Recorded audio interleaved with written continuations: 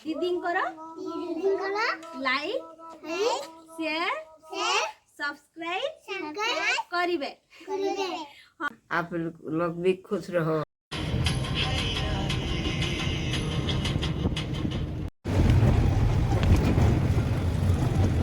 तो दोस्तों चले आपको कुछ दिखाते। ये है द्वितीय विश्व युद्ध का एयरबेस, जो उस समय एशिया का सबसे लॉन्ग रनवे था। मुझे गर्व होती है कि बचपन से इस इतिहास को सुनते हुए बड़े हुए हैं। तो मेरे प्यारे दोस्तों, जैसे कि आप देख सकते हैं सुबह के टाइम है और मैं सुबह सुबह तैयार होके निकल पड़ी गांव के लिए, क्योंकि दिल्ली से आने के बाद पापा की बहुत याद भी आ रही थी और गांव की याद भी आ रही थी, माँ की भी याद आ रही थी। तो इसीलिए निकल पड़ी सुबह सुबह। और मैं आप देख सकते हैं मैं अपने गली में हूँ और इसी थोड़ी सी पास में चौक है जहाँ से मुझे ऑटो पकड़ना है और मैं ऑटो में बैठ रही हूँ, जैसे कि आप देख सकते हैं। और देखो आप लोगों के साथ बात करते करते मैं आराम से बस स्टॉप भी पहुंच जाऊंगी, क्योंकि सुबह की बस है और मुझे बस में सीट भी लेना है। तो आप देख सकते हैं मैं बालेश्वर बस स्टॉप में पहुंच चुकी हूँ। तो दोस्तों आप लोग देख सकते हो जैसे कि मैं गांव जा रही हूँ और मैं सुबह सुबह तैयार होकर आके पहुँच गई हूँ हमारे बालेश्वर बस स्टॉप में। और मेरे पीछे बस खड़ी है और इसी में ही जाऊँगी मैं गाँव। तो ड्राइवर तो है नहीं, तो मैंने अपना सीट ले लिया और मेरे साथ चलिए हमारे गांव। और मैं बहुत एक्साइटेड हूँ क्योंकि बहुत दिनों के बाद गांव जा रही हूँ और पापा है वहाँ पे और थोड़ा खुश भी हूँ। और चले जुड़े रहिए मेरे वीडियो में। तो मेरे प्यारे दोस्तों, मैं बहुत दिनों के बाद गाँव जा रही हूँ, तो खाली हाथ कैसे जा सकती हूँ। यही बस स्टॉप के पास ही एक फ्रूट्स वाला बेच रहा था फ्रूट्स, तो मैंने वहीं से ले लिया। उसके बाद मैं बस के अंदर गई और आप देख सकते हैं अभी तो सीट खाली है और कुछ देर बाद भर जाएगा वही सीट। और मैं बैठ गई, अपनी सीट ले लिया मैंने। और फिर अपनी सीट लेने के बाद बहुत खिड़की के पास जब बैठी तो बहुत धूप थी, आप जैसे कि आप देख सकते हैं। और मैं बैठे बैठे ये सोचती रही कि भाई कितना टाइम लगेगा, अब तो आज तो हालत ख़राब हो जाएगी मेरी। तो फाइनली 3-4 घंटा बैठने के बाद हुई और बस भी निकल चुका है गाँव के लिए। और जैसे कि आप देख सकते हैं ड्राइवर अपना बड़ी ही ध्यान से गाड़ी चला रहा है। ऐसे ही बैठे बैठे हम पहुंच गए बुरुक्सा बस स्टॉप में। और ये छोटी सी बस स्टॉप है और यहाँ से बहुत लोग चढ़ते भी हैं, और क्योंकि ये रास्ते में ही आता है तो शुरू ही आप लोगों के साथ ये सफ़र हमेशा यादगार रहे। और आप लोगों के साथ बातें करते करते मैं गांव पहुंच भी जाऊंगी। और क्या है ना, बहुत टाइम बैठने के बाद दिमाग काम नहीं करता है, तो जो अंदर है गाड़ी के अंदर नेटवर्क आती नहीं है इतना ज़्यादा, इतना अच्छा नेटवर्क नहीं रहता है, तो हम फ़ोन भी नहीं चला सकते हैं। तो मैंने क्या किया, आप लोगों के लिए छोटी छोटी ऐसे फुटेज ले लिया, वीडियोस बना लिया। तो मैं बोली चलो बाद में मैं वॉइस कवर कर दूंगी और आप लोगों से बात भी हो जाएगी। आज लग रहा है ये सफ़र लंबी होने वाली है। जैसे कि आप देख सकते हैं रास्ते में छोटी मोटी गांव आ रहा है और उसी गांव के चौक के पास मंदिर है।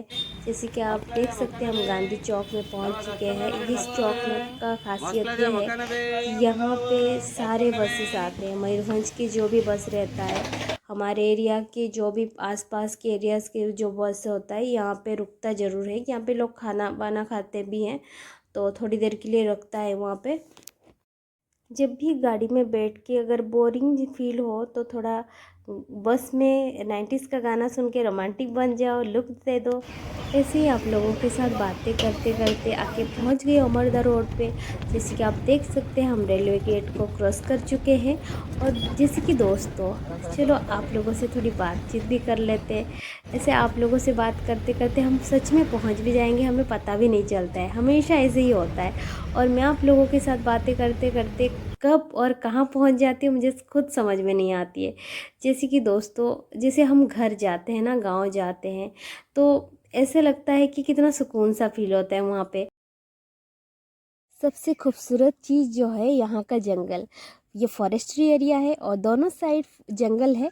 और सच में बस में बैठ के ये नज़ारा देखते हुए जाने का जो मज़ा है ना, वो बचपन से जब भी हम गांव जाते थे ये वाला जंगल क्रॉस करके जाना पड़ता है, तो बहुत अच्छा लगता है। यहाँ पे हम मम्मी के साथ गन्ने का रस पीते थे और कभी कभी यहाँ पे नाश्ता भी करके जाते थे। तो चलिए दोस्तों, आप सभी को हमारे बालेश्वर के सबसे इम्पोर्टेंट जगह के साथ वाकिफ़ कराते हैं। तो चलिए, बचपन से हम इसकी इतिहास मम्मी से पापा से सुनते हुए आ रहे हैं। तो दोस्तों, बालेश्वर ओडिशा की हिस्ट्री में कई हवाई अड्डे हैं, जिनमें द्वितीय विश्व युद्ध का हवाई क्षेत्र अमरदा रोड एयर स्ट्रिप एयरबेस शामिल है। अमरदा रोड एयर स्ट्रिप ये एयरफील्ड 1940 के दशक में बनाया गया था। लगभग 900 एकड़ एरिया में फैली हुई है। 1940 में 3 करोड़ रुपए की लागत में निर्मित हुई थी, जो उस समय एशिया का सबसे लंबा रनवे था। ये जापानियों को आगे से रोकने के लिए मित्र राष्ट्रों द्वारा बनाए गए हवाई क्षेत्र के नेटवर्क का हिस्सा था। युद्ध के बाद हवाई क्षेत्र को छोड़ दिया गया। ओडिशा सरकार इस हवाई क्षेत्र को आधुनिक हवाई पट्टी के रूप में विकसित कर रहे हैं अभी। ऐसे ही इतिहास के बारे में जानते हुए हम आगे बढ़ गए और आके पहुंच चुके हैं हमारे गांव के सबसे फेमस कॉलेज। ये कॉलेज नहीं है बस, ये हमारे गांव के बच्चों का फ्यूचर है, यहाँ के बच्चों का फ्यूचर है, क्योंकि यही कॉलेज जो है सबके घर से पास होता है और बहुत सारे बच्चे, रूरल एरिया के बच्चे यहाँ पढ़ते हैं। दोस्तों, जैसे कि मैंने आप सभी को बोला था कि मुझे समय का बिल्कुल पता नहीं चलता है आप सभी से बात करते हुए, और देखो हम आके पहुँच चुके हैं हमारे गाँव के मार्केट में। ये रायबनिया मार्केट है और यहाँ से हमें जो भी ज़रूरत का सामान चाहिए होता है हम यहीं आते हैं। तो फाइनली हम पहुंच चुके हैं गांव में और हमें उस चौक में उतरना है। पापा आए हैं शायद लेने, तो थोड़ा पापा को देख के बिल्कुल थोड़ी खुश हो गई और फिर बस को बाय बाय बोलते हैं। थैंक यू हमें लेकर आने के लिए सुबह सुबह। और दोस्तों, मैं पहुंच गई भारी लगेज के साथ पापा के पास, और पापा और मैं बड़ी ही सोच में पड़ गई ये लगेज लेकर कैसे जाना है।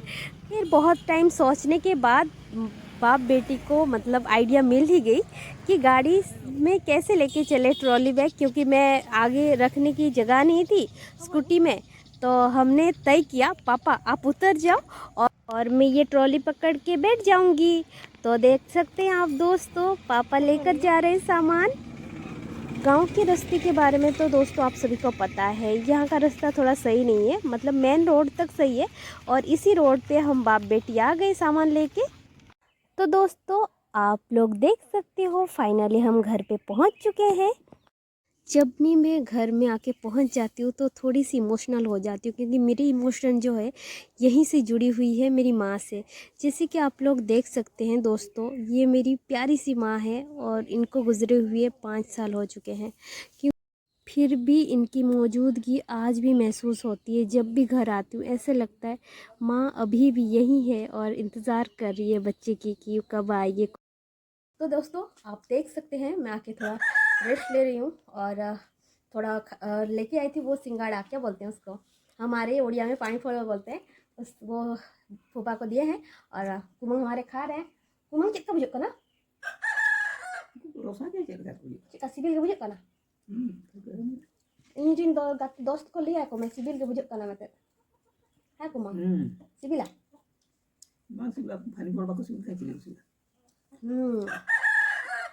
सिबिला टेस्टी है और वो खा रहे मज़े से। और मैं थोड़ा रेस्ट ले लेती हूँ, फिर आपको दिखाते हैं।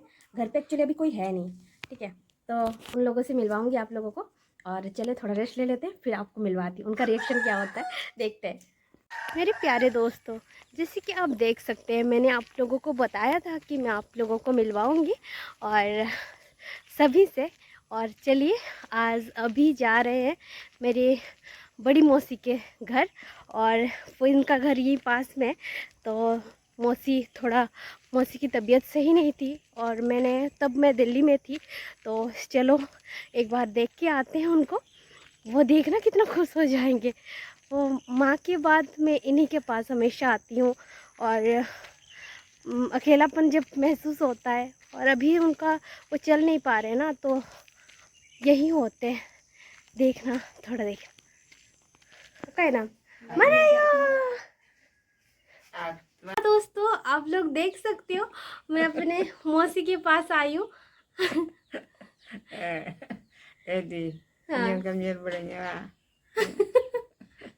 लेटी हुई थी, वो चल नहीं पा रहे पर मैं बहुत याद कर रही थी इनको। सच में मैं दिल्ली में थी, तबीयत ख़राब हो गई थी इनका, तो माँ के बाद मौसी ना, तो फिर बहुत प्यार करते हैं इनसे, और ये भी बहुत करते हैं। और आप लोग देख सकते हैं खुशी किया एक आंदो खुश हो। खुश हो।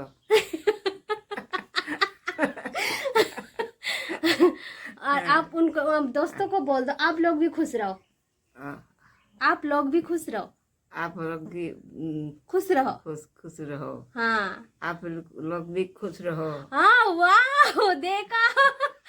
हाँ, उन्होंने बोल दिया। तो चलो दोस्तों, और अब हम बात करते हैं थोड़ा मौसी के साथ। तो मेरे प्यारे दोस्तों, जैसे कि आप लोग देख सकते हो माँ बेटी की बातें अब चलने लगी है। अब देखो हम इतना बिजी हैं बात में, तो मौसी पता नहीं क्या बोली जा रही है, हंसी जा रही है। और क्योंकि बहुत दिनों के बाद मिले हैं, आप लोगों को पता है दोस्तों, जब मैं दिल्ली में थी ये बहुत सीरियस हो गए थे, मतलब अस्पताल में थे। तो तब मैं सोच रही थी आने की, पर टिकट नहीं मिला, कंफर्म टिकट, तो इसी वजह से मैं आ नहीं पाई मौसी से मिलने। तो बाद में पता चला वो रिकवरी हो चुके हैं। तो रिकवरी होने के बाद दीदी के यहाँ थे, अब वो घर पे आ गए हैं, बेटा बहू के साथ रहते हैं।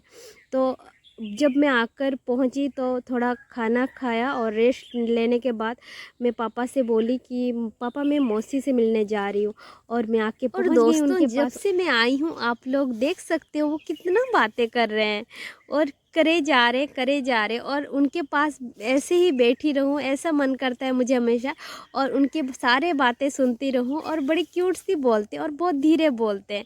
और मैं जितना टाइम पे उनके पास बैठती हूँ ना दोस्तों, मैं हमेशा उनके बालों को सहलाने लगती हूँ, उनके गालों को छूने लगती हूँ। और जैसे वो मुझसे कभी हम लोगों को कभी ये एहसास नहीं कराया कि माँ नहीं है, वैसे बात करते जैसे ऐसा लगता है आज भी माँ हमारे साथ है और वो भी हमारे साथ है। तो इसीलिए मैं इनसे थोड़ा बहुत ज़्यादा प्यार करती हूँ, इनसे नहीं, मेरे जितना भी हैं, मेरे चाची मौसी बुआ, सबसे बहुत प्यार करती हूँ। जब भी आती हूँ ना, मतलब ये कभी एहसास नहीं दिलाते हैं कि माँ नहीं है। कि अभी तो जा रही हूँ, शाम हो गई ना, ठीक है, तो मैं कल आऊँगी। हाँ हाँ, tahaling चलाए ना, हला gapan hajua, hला iya ଟିକେ ଗୁଇ ନେଉଚି हाय हाय आर टिके बरफ टिके देखि दबो। ମୁଁ ଗୋଟେ ବର ଦେଖିଦେବି। ହଁ तू भी देखी दे तो देखी वो बरटा। तो चलिए फिर दोस्तों, आप लोगों को हमारे एक छोटे से परिवार से मिलाते हैं और जानते हैं थोड़ा गांव के हालचाल। तो दोस्तों, आप लोगों को मैं जैसे कि मैंने आपको बोला था कि हम चाचा के घर जा रहे हैं, मेरी एक प्यारी सी चाची है और उनसे मिलते हैं। और चाचा के सामने कैमरा लेके जाने में डर लग रहा है, क्योंकि चाचा को हम बहुत डरते हैं थोड़ा, तो इसीलिए चाची के पास कैमरा लेके आ गए और चले आपको मिलवाते। तो दोस्तों, हम चाचा के पास कैमरा लेके गए तो थे, पर डर के मारे कुछ बोल नहीं पाए और चाचा खेत चले गए गाय लेके। तो आ गई फिर से चाची के पास। दोस्तों, आप लोग जैसे देख सकते हैं, मैंने बोला था आप लोगों को चाची से मिलवाऊंगी, और यही हमारे छोटी सी परिवार है। और ये जो पापा अकेले रहते घर पे, चाची मतलब सब यहाँ पे सब मैनेज करती है। कल मैं आई थी, थे नहीं आप घर पे? नहीं। हाँ देखो, वो नहीं थे घर पे। तो इसीलिए मतलब खेत में गए थे। है हम लोग खेत में गए थे। हाँ तो वो खेत में गए थे, तो इसीलिए हमारी मुलाकात नहीं हो पाई थी। तो हम शाम को आए तो चाची आ गई थी, तो फिर काम वाम सब सही चल रहा है। सही है ना? तो ऐसे ही है, मतलब याद कर रहे थे मुझे, ये रिंग जाता है। हाँ जब मैं आती हूँ ना दोस्तों घर, तो हम चाची में और एक बुआ है, तो वो हम लोग बहुत हंसते रहते हैं हमेशा हमेशा, जब देखो दांत दिखाते रहते हैं। इसी वजह से ना तो थोड़ा एक दूसरे को याद कर लेते हैं। हाँ। आ जाओ सब आ जाओ। अरे जा रहे हो स्कूल? अच्छा आओ एबे स्कूल जीव खाइछ? स्कूल रे खाइबा मिले? मिले नी? मिले? हाँ ठीक अच्छे। चलो समस्त को कह दियो, मो फ्रेंड मानू को कह दियो, दीदी लाइक शेयर सब्सक्राइब करिवे। बाय। आमे स्कूल जाऊँ कह दियो। तो दोस्तों चलिए मैं आपको कुछ दिखाने वाली हूँ और भैया है ये हमारे सबसे बड़े भैया हैं आप लोग देख चलिए दोस्तों आप देख सकते हैं हमारे पास भेड़ का बच्चा है मेमना। आप देख सकते हैं कितना क्यूट है ना। और ऐसे ही थोड़ा बच्चों के साथ और इस मेमना के साथ थोड़ा खेल के थोड़ा इसको पकड़ के और फ़ोटो वोटो खींचने के बाद हम निकल पड़े घर की ओर क्योंकि देर बहुत हो गई थी। पापा ढूंढ रहे होंगे सोच के। हम निकल चुके हैं घर की ओर। तो चले दोस्तों घर चलते हैं और आज के लिए इतना ही। इस मेमना को छोड़कर हम निकल पड़े घर के लिए। और आप देख सकते हैं हम फिर से आ गए घर क्योंकि बहुत देर हो चुकी थी आप लोगों के साथ बात करते हुए और सभी से मिलकर आ चुके हैं घर। मिलेंगे आप लोगों के साथ नेक्स्ट वीडियो में। तब तक हमारा इंतज़ार ज़रूर करें और लाइक शेयर कमेंट सब्सक्राइब करना ना भूलें। Okay bye.